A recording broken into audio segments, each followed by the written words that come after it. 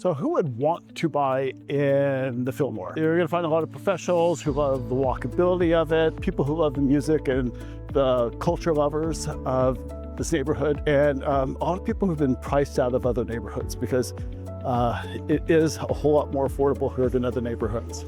The cons of living in the Fillmore is parking is rough. It's noisy, and the units that you're gonna buy here are a little bit smaller. So, and it's like I said, it's not as charming as other neighborhoods. But once again, it's a good way of getting into the housing market in San Francisco because it is priced really well. Another viewer asked to see the Fillmore district, and so we're gonna be here in the Fillmore district showing it to you today. And if you're a viewer thinking about moving to San Francisco, then you're on the right channel. On my channel, we're gonna talk about real estate, but we're also gonna talk about the different neighborhoods to see what fits for you. We're gonna talk about what's a little different and important in each neighborhood. And then we're gonna talk about price points so you can see what's affordable for you. If this is your first time on my channel, you want to know all about life and living in San Francisco, hit the subscribe button. You'll be the first to know all about living in this really great city. My name is David Manch with David Manch Real Estate. I help people buy and sell homes in San Francisco. And if you need to relocate for work, just want to relocate within the city, or you just love the city and want to buy here, I'd love to hear from you. All my information is in the information below. So hit me up and let's make San Francisco a great one.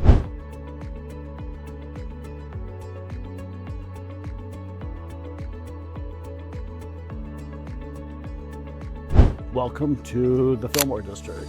It's a very dense urban part of San Francisco, and it's also very historical. It's been around for about 150 years, and it has been redeveloped a few times. I think historically it's important to talk about because what's happened in the Fillmore district has changed it a lot.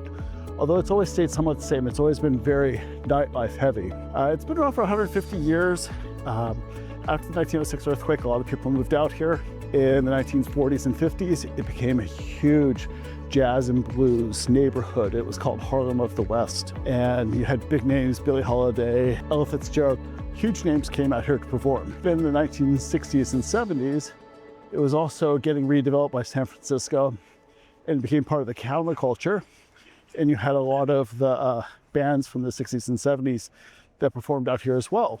In the 90s, it was also redeveloped once again by San Francisco. It's like San Francisco has picked one neighborhood to keep redeveloping. And it's kind of come back to a little bit of its jazz roots. So it's a very dense neighborhood, mostly apartments and condos here. A lot of older Victorian and Edwardian architecture is gone because of all that redevelopment. As you can see here, all these buildings, these are all modern. So a lot of the old charm of this neighborhood is gone, and it's not as charming as a lot of other neighborhoods in San Francisco, that's for sure. I'm at a really great spot that'll show you exactly how neighborhoods in San Francisco will bleed into each other. This is Fillmore, and so this is kind of the Fillmore district. So as I said, it's not really a neighborhood, it's more of a district that spans a few neighborhoods. If you go over here, this goes up to Lower Pacific Heights, and the shops and cafes and things will change instantly just by crossing a street. They're a little bit more upscale. If you go back down this way, this is more in the Western Addition, and once again, businesses change.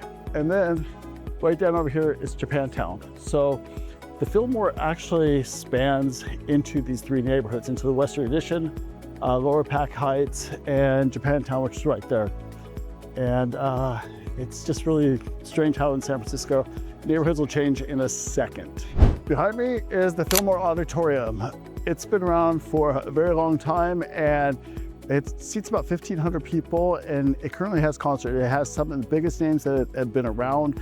Back in the 60s and 70s, you had The Who, you had Pink Floyd, you had Jefferson Airplane, and even recently it has big names that come in. Lizzo's played there.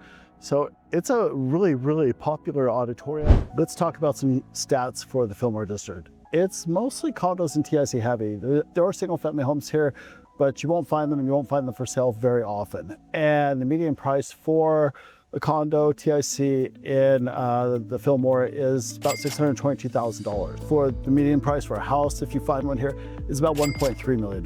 The median rent in the Fillmore is $2,900, and 82% of the people in the Fillmore are renters. So only about 18% of the people that live in the Fillmore own. The median household income is $123,000, not bad. And the walkability score here is a 99. It's very, very walkable. Not many hills, and there's so many things you can eat out here. You can buy, there's boutiques and things that are in the Lower Pacific Heights part, and actually even in the Western Addition part, there's stores here that you can get things, and so everything's easily to get here. The transit score here is an 89, and there's a lot of buses and things coming through here. If you're looking for a train to get to other parts of San Francisco, you're gonna need to take a bus to the Muni trains. And the weather here is usually mostly clear and light winds. Today, it's very overcast, but that's because we're gonna get about 7 days of rain coming up. So the entire city right now is about ready to get poured on. One event that happens every year in July is the Fillmore Jazz Festival. It's kind of a newer thing that's been going on, but it's one of the largest free jazz festivals in the country. And it's a lot of fun. I walked through it last year, and it was a great time. It spanned blocks and blocks. It started up in Lower Pacific Heights and came down Fillmore, down past Geary. It's a very large event, and it was a really fun event. There's a farmer's market here every weekend, so there's a lot of things that are here to do in the neighborhood. I mean, yes, it's nightlife heavy. It really is. It's restaurant heavy. It's like I said, there's a couple Michelin restaurant here in the Fillmore, and there are different shops. Back here is the Boom Boom Room. It's also a very famous nightclub for acts. It's big with jazz, and other acts come there as well. But it's been around for a while, and these are the kind of nightlife spots that bring live entertainment in, and people from all over San Francisco and even outside of San Francisco come to see the acts. And there's quite a few of those around here. Yoshi's is around here as well, and you're gonna find that. This restaurant right behind me is called Statebird Provisions. It's one of 2 Michelin-Star restaurants right here in the Fillmore district. There's a lot of great dining here. It's a lot of great dining and a lot of entertainment that goes here, but there's Michelin-Star restaurants here. They're all over the city, but the Fillmore gets a couple of them too. Behind me used to be a Safeway. It was the one solid grocery store here in the Fillmore, and it closed just earlier this year. One of the reasons it closed is because there was a lot of crime that was out here. There was a lot of theft that was going on there, and the store was worried about the safety for its employees as well. And that's kind of what you have to talk about when you do talk about living in this neighborhood, is there is crime here, and this isn't one of those cute neighborhoods like Noe or Coal Valley or something like that. It's a little different, and it's affordable. Like other neighborhoods that are affordable, there's a reason they're affordable. And so if you want to get in and buy here, you can, but you just have to know that it's a big nightlife district, and there's a little bit of crime that goes on here. So you may ask, why am I even showing you the Fillmore district if there's problems with it?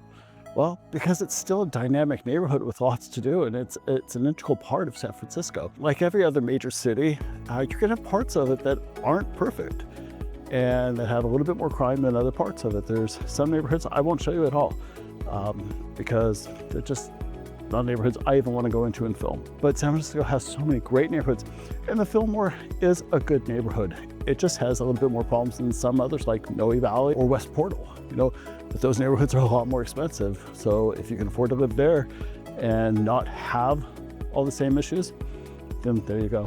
Architecture on the Fillmore district is really a big hodgepodge. See behind me, you've got the older buildings that were built in the early 1900s. And there's another one right over there. And then in the background there, you see the tall building that's there. Those are also going to be condo or co-op. And then these right here are also newer. And one of the reasons for all this is because Fillmore's gone through development and redevelopment so many times. It's reinvented itself. And San Francisco has been a big part of this. San Francisco caused this to go through a redevelopment in the 60s and 70s.